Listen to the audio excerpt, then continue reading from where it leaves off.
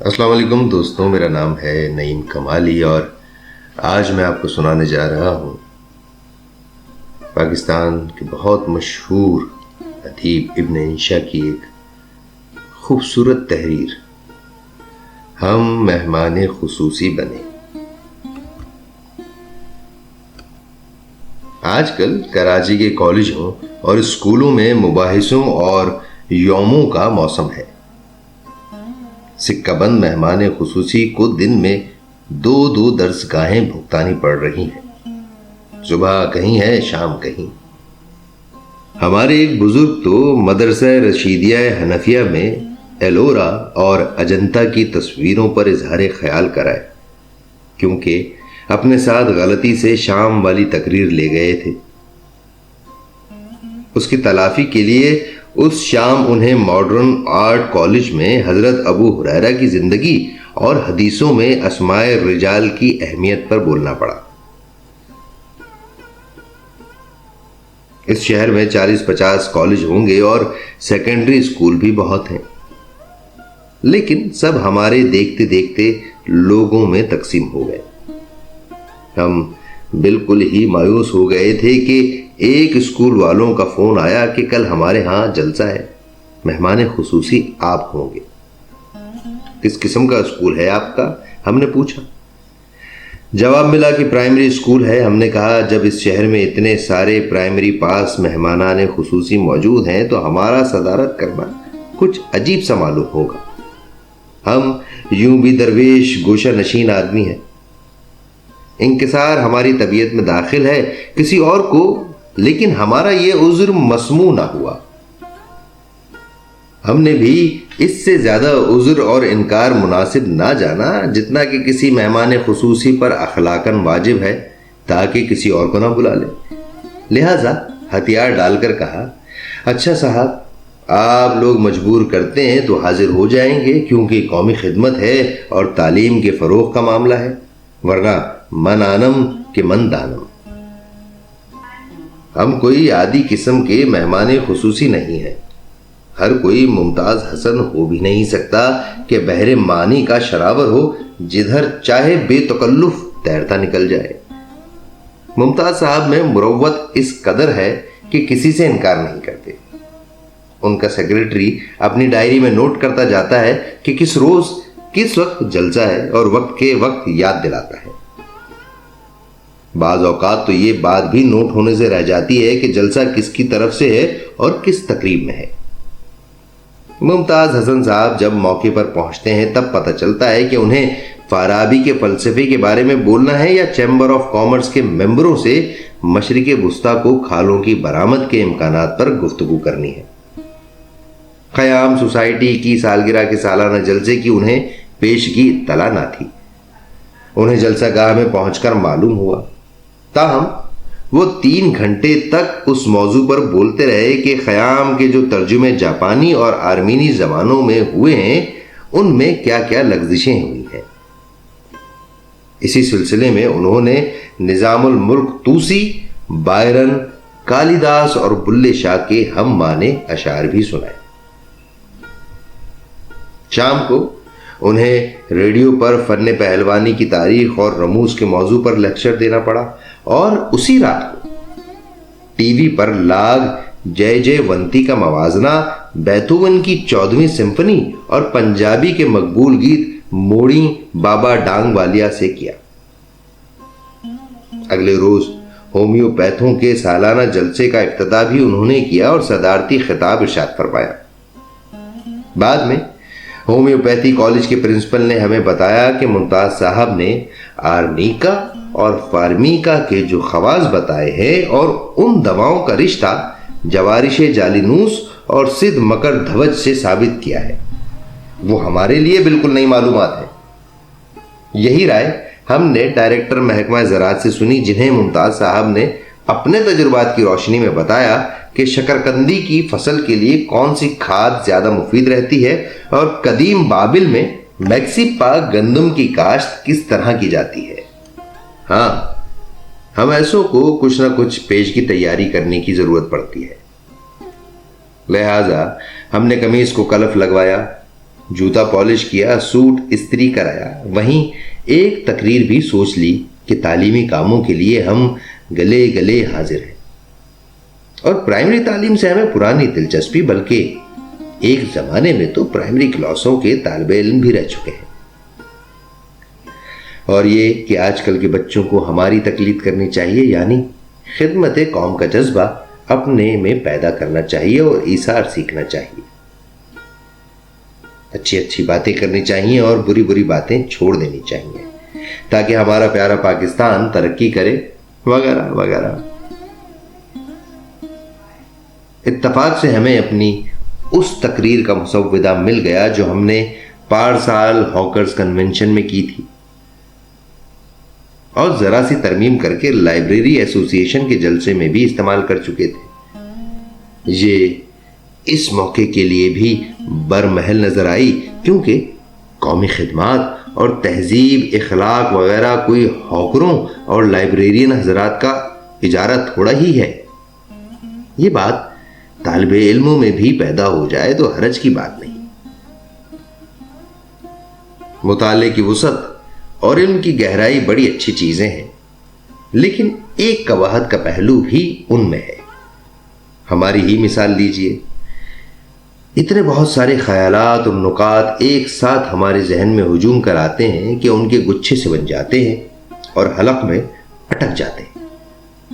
अदब, फलसफा, तिब, तारीख, जोग्राफिया किसी को नज़रअंदाज करने को जी नहीं चाहता, और फिर वो तमाम अशार भी मौका ब मौका इस्तेमाल करने होते हैं जो एक स्लिप पर लिखे हमारी जेब में रहते हैं।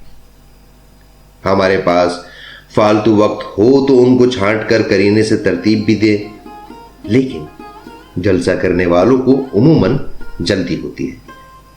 दरियों और तंबुओं वाले तैयार खड़े रहते हैं कि कब जलसा खत्म हो, कब सामान रेडी पर ला दें।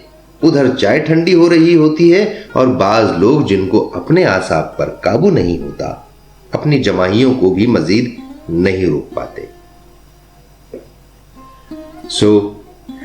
इस आपाधापी के आलम में हम बातें तो सारी कह गुजरते हैं और शेर भी करीब करीब सारे इस्तेमाल कर लेते हैं, लेकिन इतनी मीन मेख मुमकिन नहीं होती कि मुख्तलिफ मसाइल का आपस में जोड़ मिलाएं या अशार और मौजू का रब्त देखें। सामईन में से समझने वाले खुद ही अंदाजा कर लेते हैं कि कौन सा शेर दरअसल कौन से मजमून से मुताल्लिक समझना चाहिए, और जो मसाइल बयान किए गए हैं उनकी असल तरतीब क्या है। लेकिन सभी लोग तो ऐसे नुक्ता शनास नहीं होते। सतही मजाक के सामईन अगर हमारी तकरीर को बेरब्त और उलझी हुई ख्याल करें तो हमारे नजदीक काबिले माफी हैं। फिक्रे हरकस बकदरे हिम्मते ओस। अगर मामला कॉलेज या यूनिवर्सिटी का होता तो हम बहुत से मुबाहिस छोड़ जाते। ये फर्ज कर लेते कि उन अजीज तालिबे इल्मों को ये बातें पहले से मालूम है, लेकिन प्राइमरी के बच्चों को हर चीज कदरे तफसील से समझानी चाहिए, और यही हमने किया। कौन नहीं जानता कि आजकल हमारा सबसे बड़ा मसला अफरात-ए-ज़र है और ज़र मुबादला की कमी है। हमें अपनी बरामदी तिजारत को बढ़ाना चाहिए। कुदरतन सबसे पहले हमने मौजू अल्फाज में इसी मसले का जिक्र किया और किसी शायर के इस शेर पर बात खत्म की। इकबाल तेरे इश्क में सब बल दिए निकाल, मुद्दत से आरजू थी कि सीधा करे कोई। अम्मा बात जनूबी अफ्रीका की सियासत और कब्रिस के कजिए और मौसीकी के बाब में हजरत अमीर खुसरो की खिदमत और इब्ने रुश्द के फलसफे और सीम थूर की तरफ तवज्जो करने की ज़रूरत पर जोर दिया। उसी में हमारे सफ़र यूरोप के कुछ तासुरात भी आ गए और खुलफाए राशिदा के अहद की तारीफ भी। ऐसी तकरीरें बिल उमूम खुश्क होती हैं, लिहाजा हम साथ साथ पानी पीते गए और ये शेर पढ़कर जो इस वक्त याद नहीं किसका है, इन मसाइल को भी समेटा। मीर उन नीम बाज आंखों में सारी मस्ती शराब की सी थी।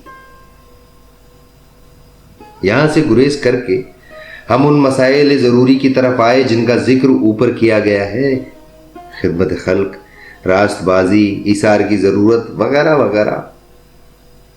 ہم اور بھی بولتے اگر سیکریٹری صاحب چٹ نہ بھیج دیتے کہ آج کی حد تک یہی کافی ہے۔ اب آپ تھک گئے ہوں گے، آخر ہم نے خدائے سخن لسان العصر فردوسی اسلام استاد ذوق رحمۃ اللہ علیہ کے اس مصرے پر بات ختم کر کے بیٹھ گئے۔ جو ہو ذوق یقین پیدا تو کٹ جاتی ہیں زنجیریں۔ اس تقریر پر بہت جگہ تالیاں پٹی، اکثر تو ہمیں بے موقع معلوم ہوئی۔ کچھ طالب علموں نے منہ میں انگلیاں دے کر سیٹیاں بجائیں، جیسی سینماؤں میں معیاری اور سنجیدہ فلموں پر اظہار پسندیدگی کے لیے بجائی جاتی ہیں۔ بعضوں نے بینچ بجائے اور فرش پر پاؤں سے مسلسل تھاپ دی، لیکن ہمارے نزدیک اس میں ہماری کچھ خوبی نہیں۔ کسی نے سچ کہا ہے کہ قبول سخن خدا داد چیز ہے۔ ہم نے اپنی تقریر میں جو زور راست بازی کی خوبیوں پر دیا تھا، اس کا اثر تو فوراً ظاہر ہوا۔ سیکریٹری صاحب نے آخر میں شکریہ کی تقریر کی تو اس میں حاضرین کو بتایا کہ اصل میں صدارت کے لیے ہم نے ڈپٹی کمشنر صاحب کو بلایا تھا، چنانچہ اعلان اور دعوت ناموں میں انہی کا نام ہے، لیکن ایک دن پہلے انہوں نے انکار کر دیا۔ ہم نے کچھ اور لوگوں سے رجوع کیا، ہر ایک نے کچھ نہ کچھ عذر کیا، آخر انشاءاللہ صاحب مل گئے۔ ان کی ذات محتاج تعارف نہیں، ان کی غزلیں اسکولوں کے نصابوں میں داخل ہیں، کمر باندھے ہوئے چلنے کو یہاں سب یار بیٹھے ہیں وغیرہ وغیرہ۔ اس موقع پر ایک صاحب لپک کر آئے اور ان کے کان میں سرگوشی کی کہ ارے انشاءاللہ خان انشاء کو مرے تو بہت دن ہوئے، یہ آج کل کے ادیب ہیں، ابھی زندہ ہیں۔ سیکریٹری صاحب سے غلطی تو ہو گئی تھی، لیکن انہوں نے کھنکھار کر صورتحال کو بڑی خوبصورتی سے سنبھال لیا۔ فرمایا، ہاں تو میں کہہ رہا تھا کہ ہمارے مہمان گرامی کی ذات ستودہ صفات کسی تعارف کی محتاج نہیں، یہ آج کل کے ادیب ہیں اور ابھی زندہ ہیں۔ انہوں نے بہت سے ناول لکھے ہیں، ڈرامے لکھے ہیں جو گھر گھر میں پڑھے جاتے ہیں۔ بہرحال ڈپٹی کمشنر صاحب کے نہ آنے کا ہمیں افسوس ہے، اور آپ کا۔ یہاں رک کر انہوں نے ایک صاحب سے ہمارا صحیح نام پوچھا، یعنی ابن انشا صاحب کا ہم شکریہ ادا کرتے ہیں کہ باوجود اپنی مصروفیات کے یہاں تشریف لائے۔ حاضرین سے ہم معذرت خواہ ہیں کہ صدارتی تقریر کی وجہ سے جلسہ ذرا طویل ہو گیا اور انہیں سواری حاصل کرنے میں ذرا دقت ہوگی۔ بہرحال اب جلسہ ختم ہے، شکریہ، خدا حافظ۔ ایک زمانہ تھا کہ معاشرے میں شاعر ادیب کی کچھ حیثیت نہ تھی، پھرتے تھے میر خار کوئی پوچھتا نہ تھا۔ غالب جیسے بھی ڈپٹی کمشنروں کی شان میں قصیدے لکھتے اور ان کے دربار میں کرسی پانے پر فخر کرتے مر گئے۔ بارے اب ان کے بھاگ کھلے اور یہ ڈپٹی کمشنروں کے نعم البدل قرار پائے۔ پرانا زمانہ ہوتا تو ڈپٹی کمشنر کے انکار کرنے پر تحصیلدار صاحب کو تکلیف دی جاتی، وہ نہ ملتے تو تھانے دار صاحب مل جاتے، اور بی ڈی کے چیئرمین تو کہیں گئے نہیں۔ اب سب کو نظر انداز کر کے کسی خالی خولی ادیب کو بلانا اور کرسی صدارت پر بٹھانا ایک بڑی بات ہے۔ اب بھی کوئی کہتا پھرے کہ ہمارے ہاں علم یا اہل علم کی قدر نہیں تو حیف ہے۔ دوسرا نقطہ یہ ہے کہ جب ڈپٹی کمشنر کی جگہ شاعر ادیب استعمال ہو سکتا ہے تو اس بات کی راہ بھی کھل گئی ہے کہ ہم کسی مشاعرے میں نہ جا سکیں تو جلسے والے کسی ڈپٹی کمشنر سے غزل پڑھوا لیں۔ ہمارے لیے تو غزل وزل کہنا مشکل بھی ہے، ان لوگوں کے لیے مشکل بھی نہیں۔ اپنے پی اے یا کسی ماتحت افسر سے کہہ دیا کہ ڈرافٹ پیش کرو اور ہمارا تخلص ڈال دینا، ہم دستخط کر دیں گے، اور ہاں الفاظ مشکل نہ ہو اور ذرا خوش خط لکھی ہوئی ہو۔